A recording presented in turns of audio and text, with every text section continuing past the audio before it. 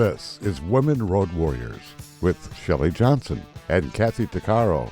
If you drive long haul, short haul, or heavy haul, they're here to empower and inspire women in the trades on tncradio.live. So gear down, sit back, and enjoy.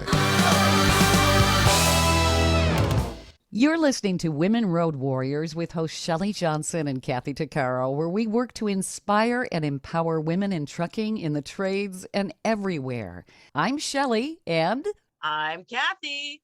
We like to feature women who've made inroads into the industries where women have often been excluded. Today, we have a great guest on the show. Jess Graham has been a professional driver for years. She turned to trucking as a way to support her family and took her daughter on the road where she homeschooled her. Jess is actively involved with Real Women in Trucking, which advocates for women, minorities, and disenfranchised groups in the industry and tackles the tough issues that are too often overlooked. Jess has been a mentor to many women drivers and a tireless advocate for the industry. Jess is an owner-operator, and many know her semi, the Black Widow. Jess Graham was awarded Real Women in Trucking's President's Choice Trailblazer Award this year, and she certainly deserves it. She's been a true trailblazer and a champion for women in the industry. Welcome, Jess. Thank you so much for being with us today. Hi, Shelley and Kathy. It's so great to be here. And it's great to have you. I thought maybe we could begin with how you got started, what got you into trucking, and some of the struggles you had initially. I was actually looking for any driving job. My previous experience was taxi and sedan in Detroit, and I just was struggling. I was leading a bad relationship with my daughter's dad and looking for something in the industry that I knew, which was taxis, and everything said Class A CDL. So I'm just like, I guess I have to go get my CDL. And I just started filling out applications, seeing what it was going to take. And I had a carrier call me, say they'd help me get my CDL, and away I went.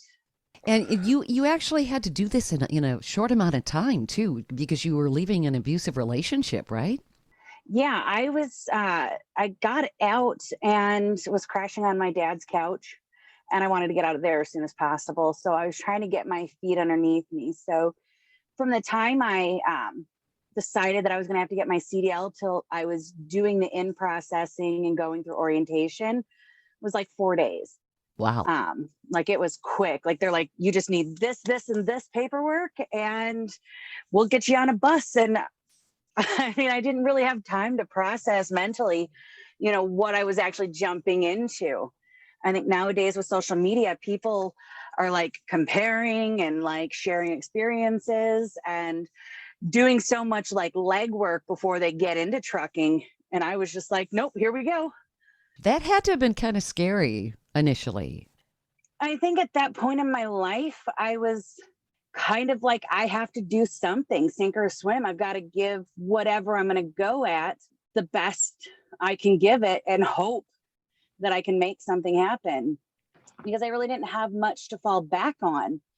Where else can you get a skilled trade in such a short period of time and be actually generating income off of it other than trucking? I don't think that there's really any other that you can be in and through their apprenticeship program and actually earning a good living at it as quickly as trucking.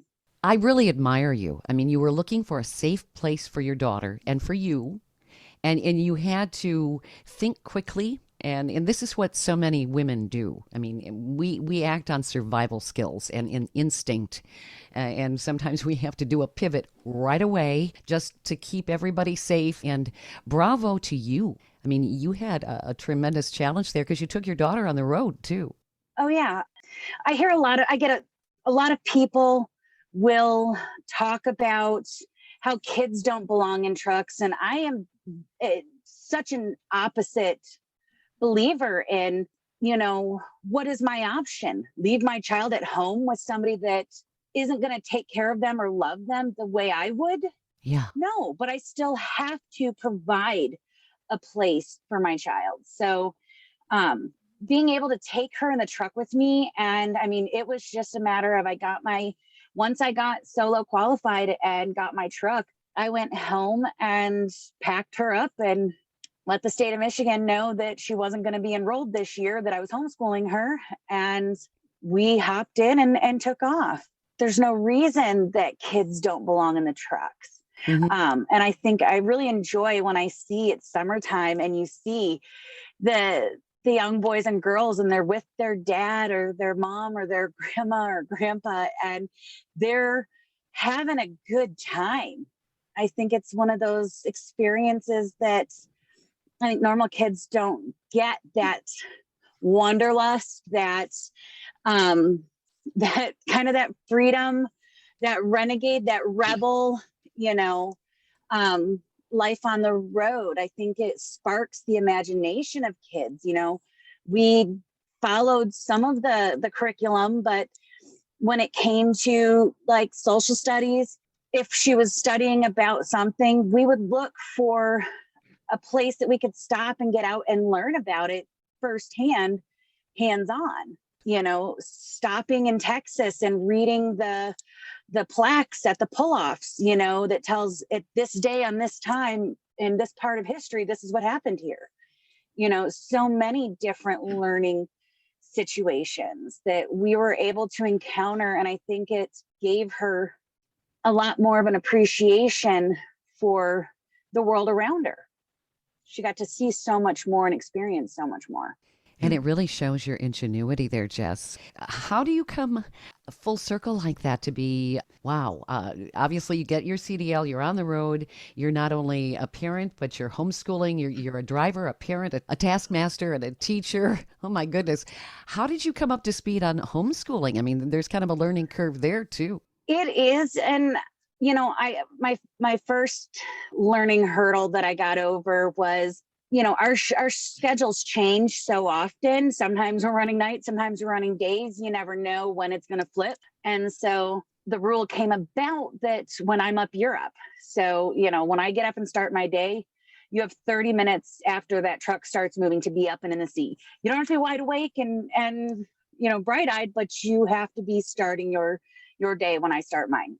Or else when I'm trying to sleep, you're bouncing off the walls and wanting to climb out of the truck and, who knows? Sure. So that was the biggest thing that, we did. And I got the workbooks for her grade from the teacher supply store. This is a long time ago before we had access to the amount of online learning tools. And she just worked through her workbooks and spelling tests, dry erase markers on the windshield, math problems she was having a problem with, same thing. She's writing it on the windshield and I'm driving down the road and we're walking through it together. That's It's just impressive. you have to work with, you got to work with what you have, and, Sure. I think it was my mom or it was either my mom or my cousin. One of them, I was just like, I need a whiteboard so that she can do these problems. And my mom's whichever one it was like, just use your windshield. It's a giant dry erase board. There you go. And it works for all kinds, even if you're not homeschooling, if you just got your child in the truck for the summer, hangman, or drawing. She used to draw pictures for passing vehicles on the side window or, just any kind of fun. She would decorate around the edges of the front windshield for the holiday. And, it just let her have a little creative space without carrying coloring books and massive amounts of art supplies. It gave her that little outlet to just get some of that creative energy going. Oh, sure. How old was she when you first started doing this? 11, Okay. I believe. Okay. Yeah. 11-year-olds could be pretty challenging. Kids are so full of energy to have them on the road and they want to get out and run around. I mean, did you ever have a day where it's like, why don't you go outside and play? We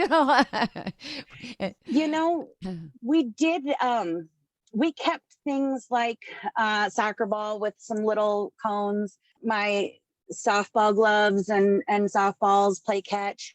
Mm-hmm. She had roller skates. So, I mean, there were so many opportunities that we had to get out. A lot of shippers and receivers have big parking lots. We can go, off to the side and, play catch or, kick the ball, or she can skate, or, and same with some of the truck stops. If it's not super busy, there's usually a little spot that she could get out and do some running around and jumping around and whatnot. Sure. I remember she and another kid at one of the terminals I was out of, every now and again, my dispatcher would send me to the Walmart distribution center in Sterling, Illinois, because there was another dad homeschooling his son about the same age as my daughter. And so he'd send me there for a weekend to work so that those two could get together and hang out. And, they would take over the driver's lounge, and the drivers would be okay with it because they're all moms, dads, grandmas, grandpas, aunts and uncles, things like that. And so it would be Disney Channel, and they'd have like all the board games out, and they'd be coloring with chalk on the front sidewalk. And, I don't think people really realize how much of a family atmosphere there is out here. Like, everybody loves when the kids come through, here's a treat, have some fun. It gives them a break, I think, from the high stress life that we have, is to see a bunch of kids running around playing. Sure. Well, it reminds them what life's all about and why the drivers are out on the road, and Absolutely. We're kids out here too. for our families. Yeah. And bravo to you. Did you have a supportive family with all of this? I mean, it sounds like your dad was, because you said you initially crashed on his couch and stuff. And it sounds like your family was right behind you, which is so important. They supported me and knew that, and they still do. They are still, they're big truck advocates because of my experience in the industry. They are always sharing with people what I do and, how it impacts them. And they knew that I had to do this because I needed to give myself a fighting chance at having a better life. And it's in turn been able to help my siblings.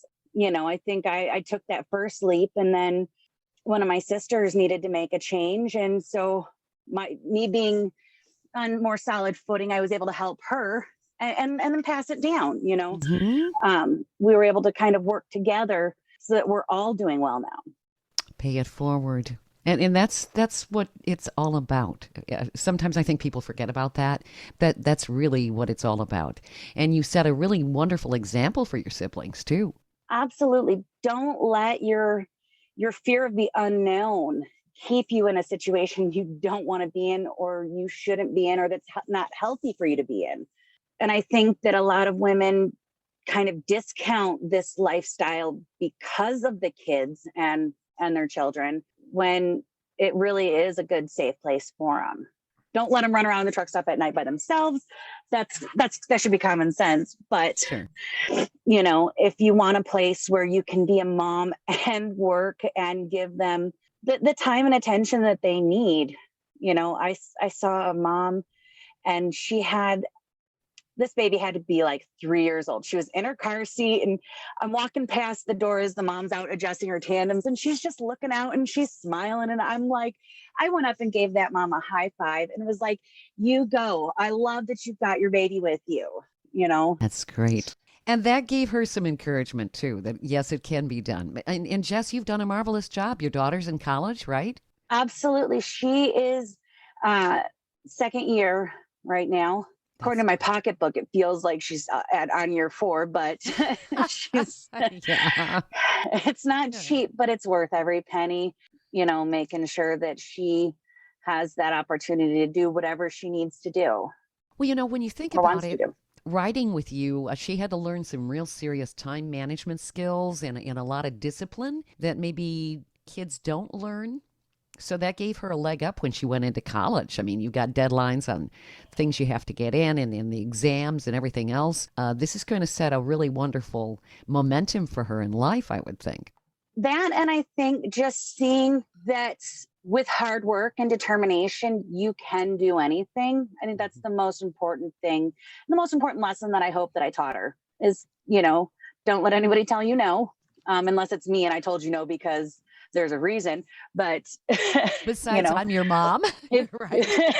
Exactly. Uh-huh. But when somebody else tells you no, don't accept it. Do whatever you can to achieve your goals. I bet she's so proud of you. Now she's at that age where she knows more than me. So she'll come back around to, I'm sorry, Mom, but we're at that age right now where like my advice doesn't mean anything. It's just like, why are you talking to me, Mom? I'm trying to save you from some of the same struggles. But no, she's a good kid. And I think she can just focus and buckle down.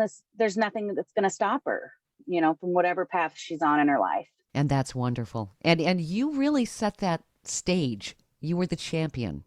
And so many parents don't necessarily know how to be champions. And I think that maybe the driver discipline probably helped you become a better champion. What do you think? It did. I know a lot of my work with Real Women in Trucking has really helped her in her last 2 years of high school and first 2 years, of college. She's really into advocacy, and speaking out and making a change, working with different organizations in the Metro Detroit area. Anytime she sees something that is part of social injustice, she's not afraid to stand up and say something. And I think that is a gift that I've given her by, me being a part of Real Women in Trucking. Yep. Standing up for what's going on in my industry and in my world. I hope that, she can take that and translate it to whatever area of her life needs somebody to stand up. And that's been a wonderful example. I mean, there's so many people who see injustice and they don't do anything about it. They may talk to some people, oh gosh, did you hear about blah, blah, blah, but they never take an active role in trying to make a change. And that's the only way injustice and inequities will change, is people getting involved. And good for you for getting involved and showing that as an example for your daughter too. Yeah, I think that I'm not a whiner. I would rather know what the issue is. And they kind of joke that I'm the HR lady. I'm not afraid to talk to anybody, and I'm going to break out, all of my stats and statistics. Mm-hmm. That's the one thing that they know about me is that, Desiree, she'll kind of look at me and somebody will ask a question and then she'll look at me and I'll be like, okay, well, if you do this and here's the numbers for this section and here's what's going on over here, and this company, their pay breaks down to this. And, it's fun that we have this team dynamic there for sure. Each one of us has our specialty. And I think mine is knowing those facts and figures. I want to know, is this really a problem or are we just making it up? And a lot of times it is that it's really a problem, actually all the time. Stay tuned for more of Women Road Warriors coming up. Industry movement Trucking Moves America Forward is telling the story of the industry. Our safety champions, the women of trucking, independent contractors, the next generation of truckers, and more. Help us promote the best of our industry. Share your story and what you love about trucking. Share images of a moment you're proud of. And join us on social media. Learn more at truckingmovesamerica.com.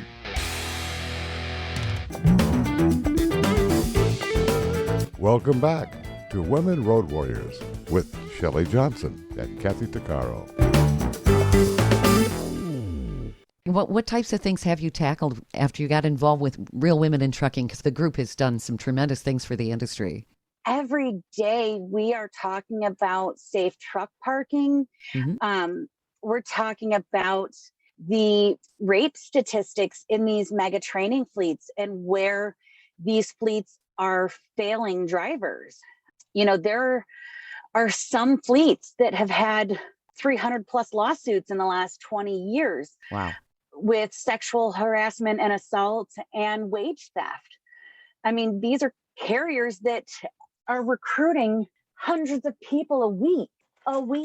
It's really crazy that many people are being cycled through. A lot of the issues we talk about, besides sexual harassment and rape, is the wage theft. I think both of these issues go hand in hand with the abuse of labor. And these companies are abusing their labor force and then claiming that there's a driver shortage. How is that working? I don't think a lot of people necessarily understand. The media that reports it don't seem to understand either. There's such a disconnect between what you're being told by some of these other groups that represent the trucking companies. Over 450,000 CDLs are issued every year. And if you think that some of these groups are saying, well, we're 80,000 drivers short for 10 years. So are you saying that we are short, 15,000 drivers on top of that 450,000? Or are you saying that those 450,000, we're not talking about them because they're only going to have a lifespan of 3 months in the industry? I believe Indeed.com said that only 1 in 6 drivers makes it out of their first year. Most don't even make it to the 6-month mark. Wow. That is for men and women. Mm-hmm. They're being paid subpar wages. They're not receiving good training. That's a big thing we ask, is for uniform training. When you're throwing a driver that just got their CDL, which if you just get your CDL, you were given just enough knowledge to pass the test. You were not taught how to drive a truck. Mm-hmm. You're supposed to receive that on the road. And instead of getting one-on-one attention, you're thrown into a team freight operation. So now you're running team freight with somebody that might only have 3 months experience, and that's your trainer. Wow. They don't know what they're doing, and you're not really learning how to properly handle and maneuver. You're set up for failure through these big companies. And that's wrong. It's wrong for the driver. It's wrong for anyone on the road. I mean, you want to have somebody who's got the proper training so that they know what to do in a split second. I mean, let's face it, you never know what you're going to expect when you're out on the road.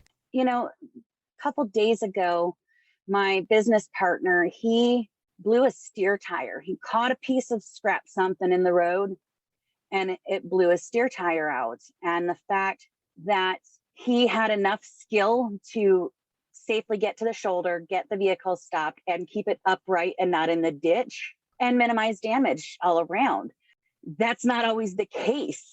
No, it wouldn't be. If you weren't taught what to do, which, by the way, if you blow a steer tire, the thing to do is not to step on your brake. It's actually to accelerate, to punch the accelerator as hard as you can. And that lifts your front end up enough so that you can get on the shoulder and then start to brake once you're on the shoulder. And it goes against every instinct you have. You want to put on the brake. It is. And that's driving in general. I think earlier this week on The Surge, Tom was talking about the same thing. I think, a lot of our driving patterns are the exact opposite of what you would expect them to be, And I think that's where you're seeing catastrophic accidents happening, is because they're not given that information and they're going with what their instinct would be. And, like Brittany said as well earlier this week, is, when you're losing your trailer out from behind you, your first instinct is to brake, but it really should be to accelerate, even if you aren't going downhill. Yes, that is what Brittany Richardson said when I was talking to her on my show, the Truckers Network radio show here on tncradio.live. When you lack the experience, that's a dangerous combination. And I would think that it takes time, experience, and to commit things to muscle memory so you know exactly what to do right now.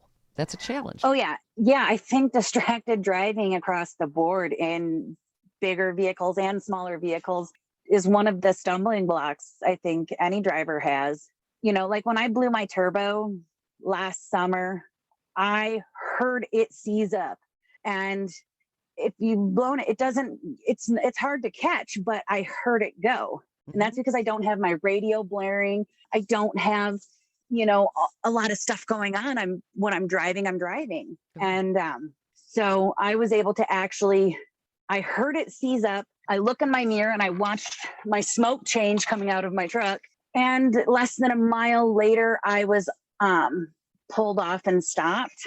And I just happened to be just north of Houston, and we knew a mechanic in the area. And because he didn't deal with turbos, he called his cousin who does. And his cousin came out, pulled the turbo out, made sure everything else was fine.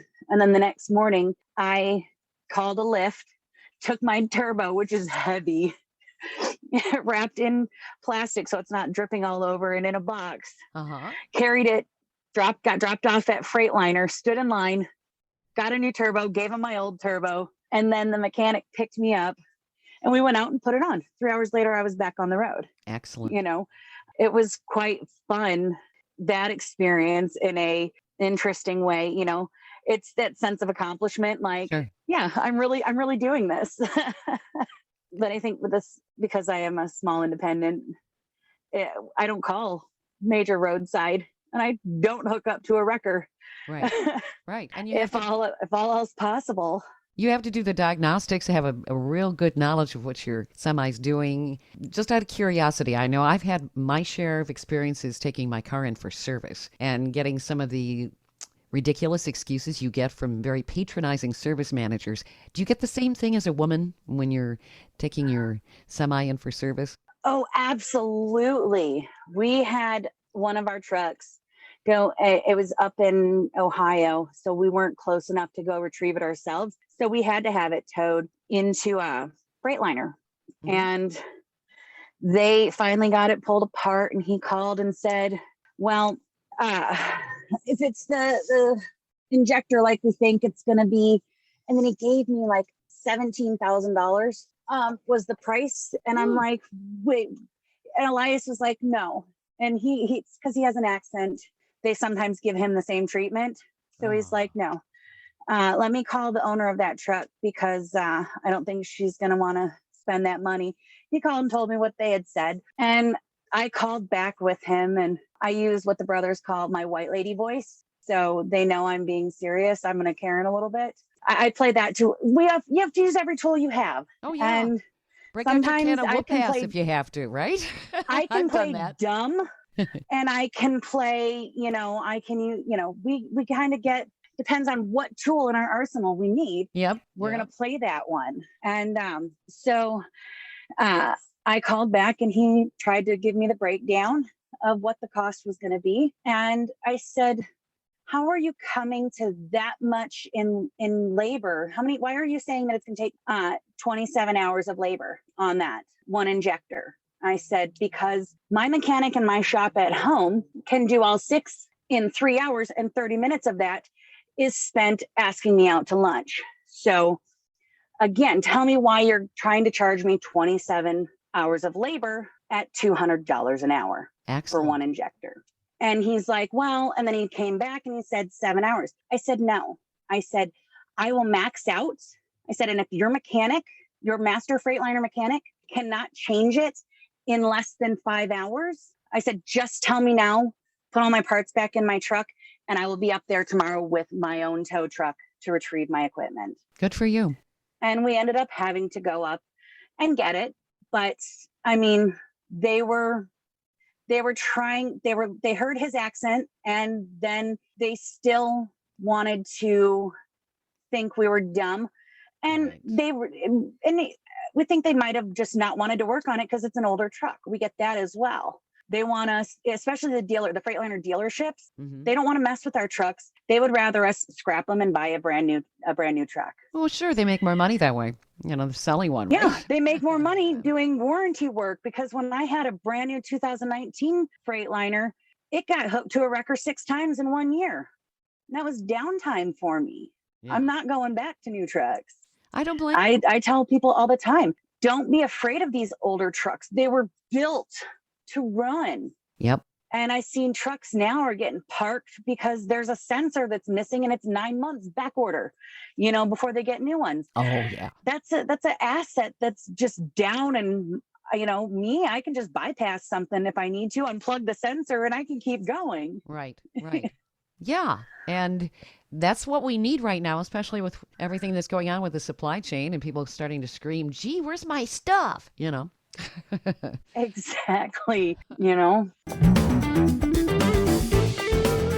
Stay tuned for more of Women Road Warriors coming up. Did you know that 80% of America's communities rely on trucking alone to deliver their goods? The trucking industry keeps America running thanks to the 3.6 million professional truck drivers traveling over 300 billion miles a year. Industry movement Trucking Moves America Forward, or TMAF, tells the story of trucking and its positive impact on our economy, communities, and lives. Learn how you can be part of the industry movement working to build a strong image of trucking by visiting truckingmovesamerica.com.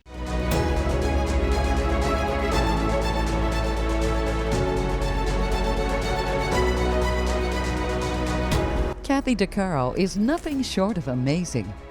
She not only drives the world's biggest truck as a heavy equipment operator in northern Alberta, Canada. She's an international motivational speaker and the author of Dream Big, an autobiography about overcoming a lifetime of trauma and abuse that led to dreams of success. Kathy inspires people the world over to change their lives and improve their self-worth. Her book will change your life. She's passionate about personal growth and believes anyone can change their circumstances and overcome their obstacles if they believe in themselves. Her life will amaze you and seriously inspire you. Be sure to order a copy of her book, Dream Big, on Amazon.com.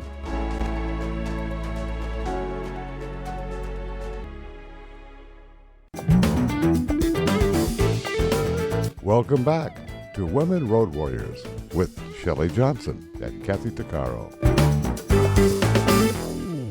So what would you say have been your biggest challenges that you've had to jump through? Because women are treated differently in a male-dominated industry. I'm sure you've had some adversity here and there, and real women in trucking have certainly made a difference too. But how have you overcome some of the obstacles you've run into? I definitely think being underestimated. When I've had brand new trucks, and if I struggle with a certain dock, then somebody's going to come over and in a patronizing voice tell me how to do it. And it might just be that I'm having a bad day. It's not that I don't know what I'm doing. And I think when I switched up, and for me, I noticed a shift in these older drivers when they saw I was jumping out of, back then I was in High School Sweetheart before I had Black Widow up and running. Mm-hmm. And I was inside of a place and I was talking and I was dressed very Karen. I mean, very much like I looked like I was in the office. I had like just some capri pants and a blouse, I looked like the office ladies in there, but I was a driver. And I'm walking out with another driver after we checked in, and I stop and I open the door of High School Sweetheart, and she was red truck, white hood, patched together because somebody took off the hood. We didn't have a matching one at that moment. And, this old truck, and she's loud and rattling, and the guy stopped. He goes, I did not expect that. I'm like, so I did notice a shift in the way people treat me now when they see me hop out of the old trucks, because they're like, okay, she probably knows what she's doing. Mm-hmm. And, this truck is big and I swing its hood around, and I don't have as many people trying to help me back now, or tell me how to back. If I still struggle, sometimes they'll spot for me, but they're not trying to tell me which way to turn my wheel, so I think I did notice a shift in the way I was treated when I gave up the brand new shiny trucks and got an old truck. So there was maybe a bit of respect. It's like, whoa, this is pretty. It was. It kind of.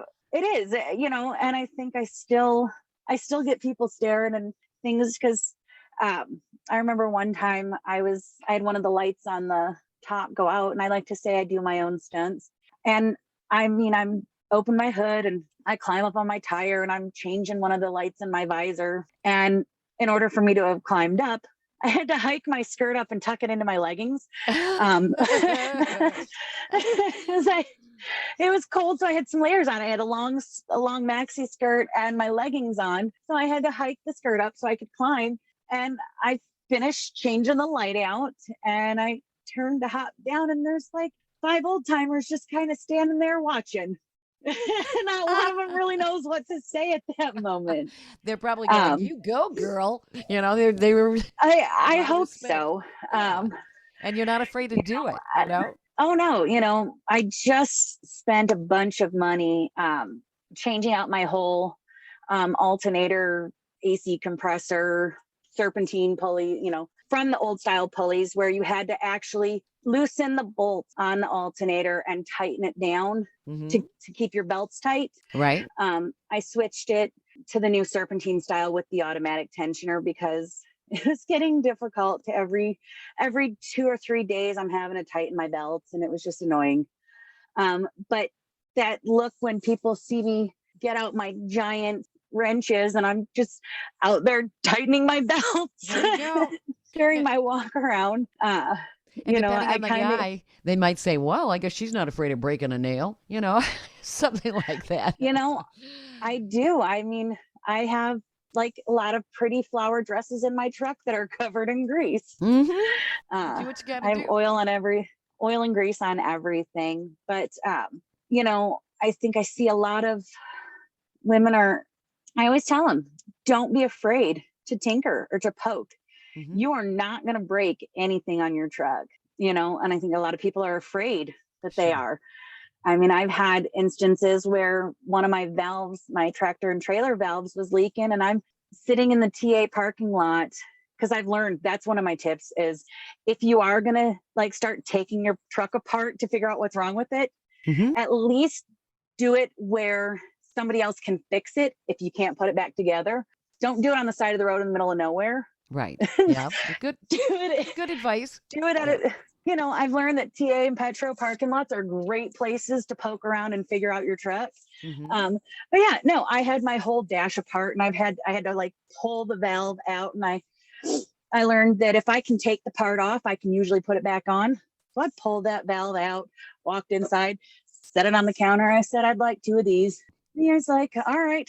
Went out, pulled me 2 of them, handed them back, and I went out and changed out both valves. Because if one goes, they're both going to go. So just swap them both out and be on my way. Same with headlights, little things like if you can figure it out and if you can take that part off, you can put it back together. That's right. And your knowledge has come in handy. You gave a ride along to producer of an upcoming movie, Simon Hatt, who's going to be doing Hammer Down. Didn't you give him some advice on various things? This is really exciting. I had just heard about it last week. So. Oh yeah, no, he was really, really cool. My truck was in the shop, so we went over there, and he was able to poke around under the hood and look inside, because my truck is interesting inside. And we talked about how each truck has its personality, and then we went and drove around a couple of truck yards where me and my friends park and looked at all the different trucks and what one has what motor and which one would probably, look cool. And I think he wanted to cast my mechanic in the movie. He's like, I could just put him in almost everything. Just that's great. His presence, the way, he was like, because he came around the side and he just was dark and quiet and just came out of nowhere. Simon, I think, jumped for a minute, but, it was really a great time to be able to, share. He's like, okay, so in this situation, what would you do?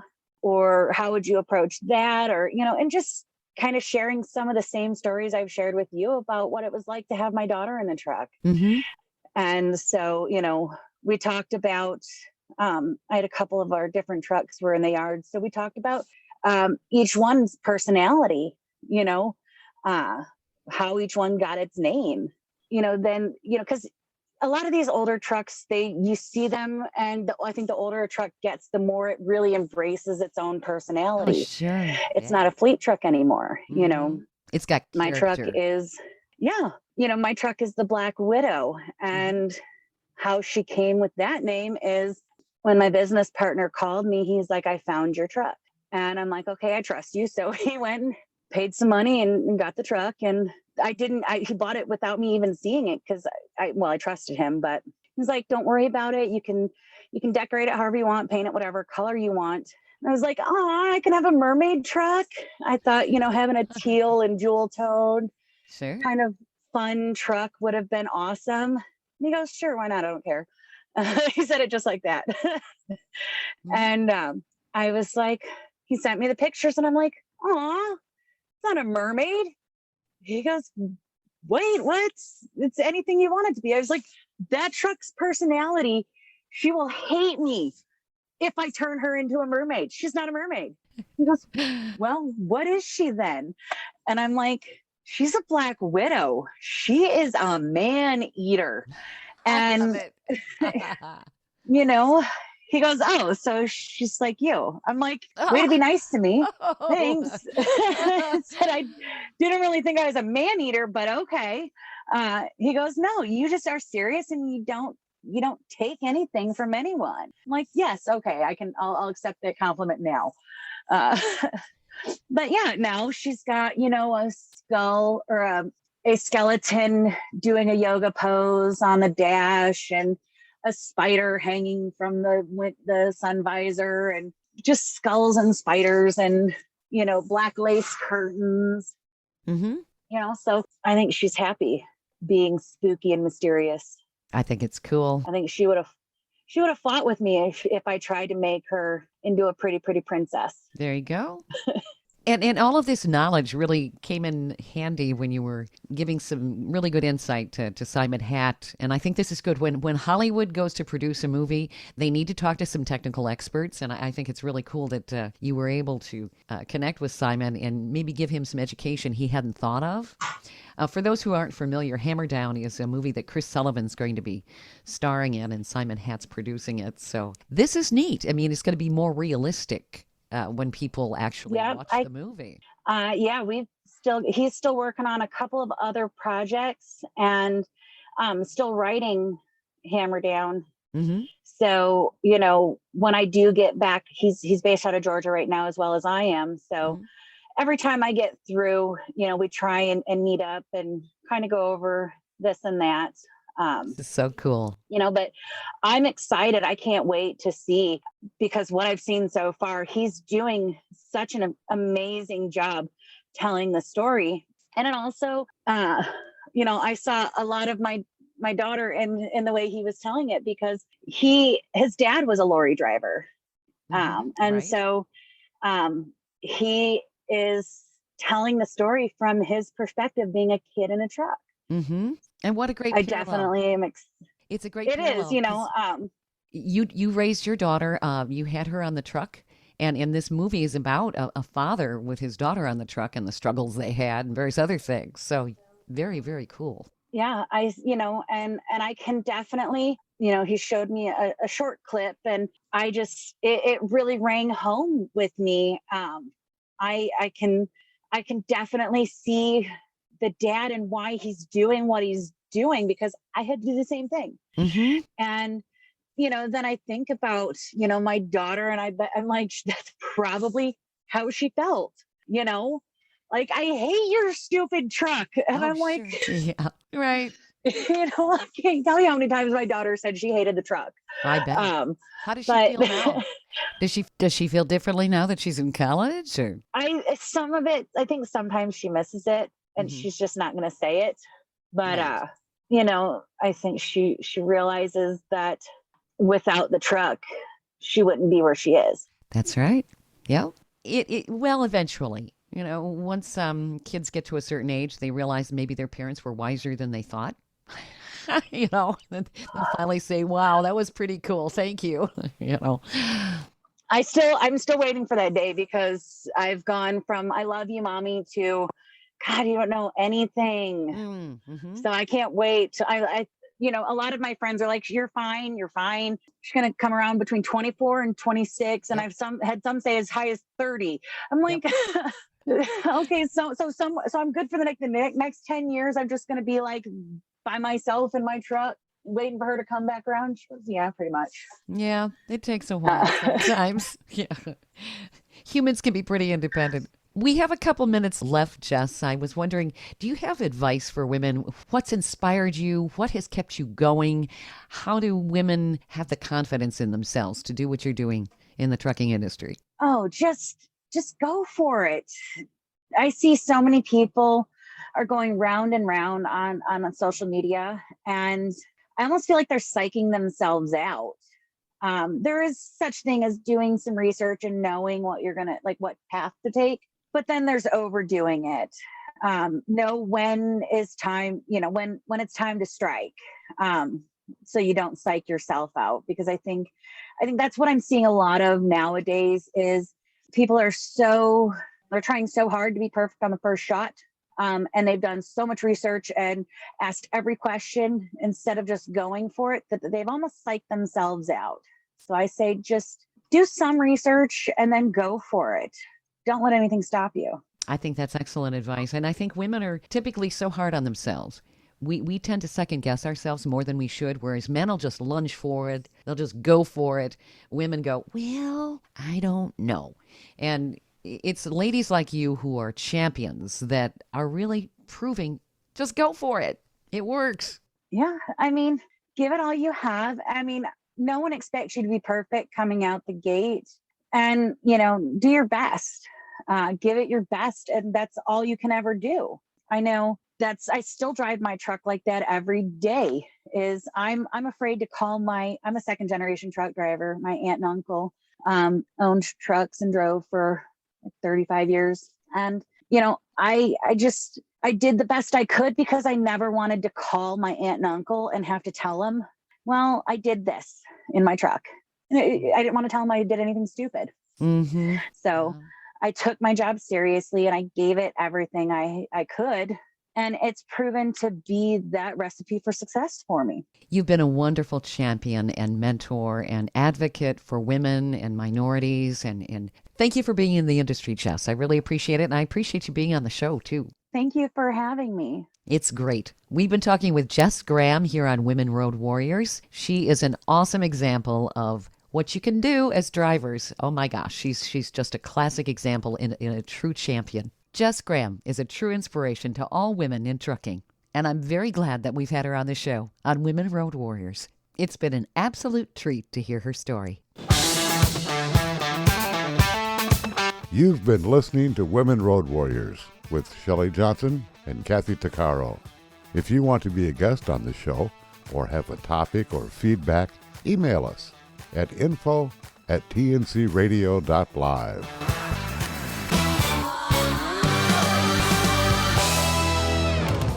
Thank you for listening to another great interview on tncradio.live. All of the material you hear on tncradio.live on our website, our broadcasts, or our podcasts are copyrighted. There can be no distribution without the express consent of tncradio.live and its partners.